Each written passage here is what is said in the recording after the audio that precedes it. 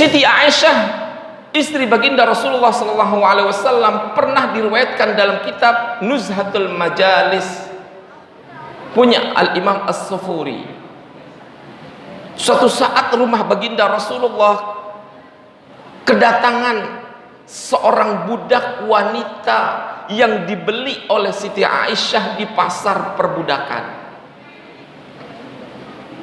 Rasulullah datang ke rumahnya, dijumpai istrinya Siti Aisyah baru saja membeli budak wanita yang dibeli dari pasar. Seraya kemudian Rasulullah masuk ke rumahnya, datanglah malaikat Jibril. Ya Muhammad, akhrijha fa innaha min ahlin nar.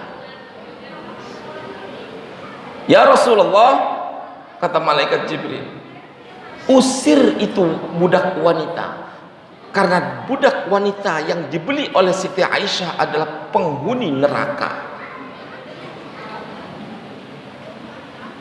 Perintah dari Yang Maha Kuasa untuk mengusir budak perempuan yang baru saja dibeli oleh Siti Aisyah, lantaran jangan sampai penghuni neraka itu masuk ke ruang tempat tidurnya baginda Rasulullah Sallallahu Alaihi Wasallam. Karena efek dari orang yang disebut sebagai penghuni neraka akan berefek secara otomatis. Perbuatan maksiat siapapun, perbuatan dosa siapapun yang melakukan akan berefek negatif kepada orang yang di sekelilingnya. Inilah kemudian seraya Nabi Muhammad SAW memerintahkan kepada istrinya Siti Aisyah, akhrijiha, keluarkan budak wanita itu. Aku diperintah untuk mengusirnya lantaran dia adalah penghuni neraka. Ketaatan yang dilakukan oleh Siti Aisyah, dikeluarkanlah budak perempuan yang baru saja dibeli. Rasa iba, rasa kasih, rasa kasihan tumbuh dalam hati Siti Aisyah. Bergegaslah ia ke dapur, diambillah sedikit kurma yang dimasukkan ke dalam kantong plastik. Wahai budak wanita yang aku beli, silahkan engkau keluar, dan ini sedikit makanan yang bisa engkau nikmati di dalam perjalanan. Bergegaslah sang budak wanita. Kesedihan yang nampak keluar dari air matanya. Akhirnya dia keluar dengan menggapai seonggok kurma yang dimasukkan dalam plastik. Namun tidak berselang lama, datanglah malaikat Jibril. Ya Muhammad, ya Rasulullah, arji'ha fa innaha min ahlil jannah. Malaikat Jibril pun berkata lagi, ya Rasulullah, balikin itu budak wanita. Dia saat ini sudah menjadi penghuni surga. Bukan main kaget. Belum lama Jibril memerintahkan untuk mengusir budak wanita itu. Setengah jam juga belum ada. Disuruh balikin lagi. Aisyah, kejar wanita itu, balikin datang ke rumah. Rasulullah sambil menunggu Siti Aisyah mengambil budak wanita itu pun bertanya, wahai Jibril, ada apa gerangan? Belum lama engkau mengusirnya, saat ini engkau menyuruhku untuk mengambilnya lagi.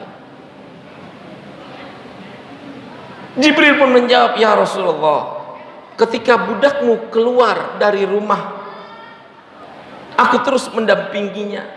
Di dalam perjalanan, makanan kurma, buah kurma yang diberikan istrimu Siti Aisyah dimakan di tengah jalan lantaran lapar yang sedang mengganggu perutnya. Namun aku lihat ketika dia makan, biji-biji kurma itu yang dia makan tersisa satu. Karena memang tidak banyak kurma yang diberikan Siti Aisyah, lantaran itu hanya sedekah.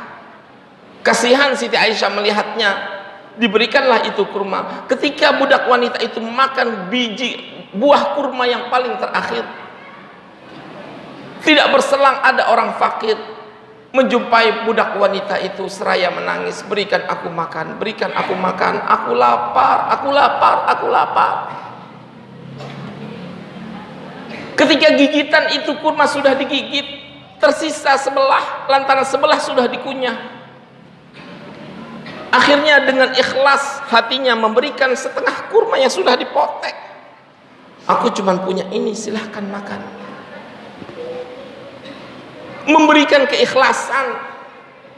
Setengah dari buah kurma berimbas faedah yang begitu sangat banyak, sampai akhirnya malaikat Jibril bilang, ya Muhammad, innahu min ahlil jannah, innaha. Sesungguhnya wanita itu yang tadinya penghuni surga saat ini sudah berubah menjadi penghuni. Sesungguhnya wanita itu yang tadinya penghuni neraka saat ini sudah berubah menjadi penghuni surga. Walau ittaqun nara walau bisyakki tamrin.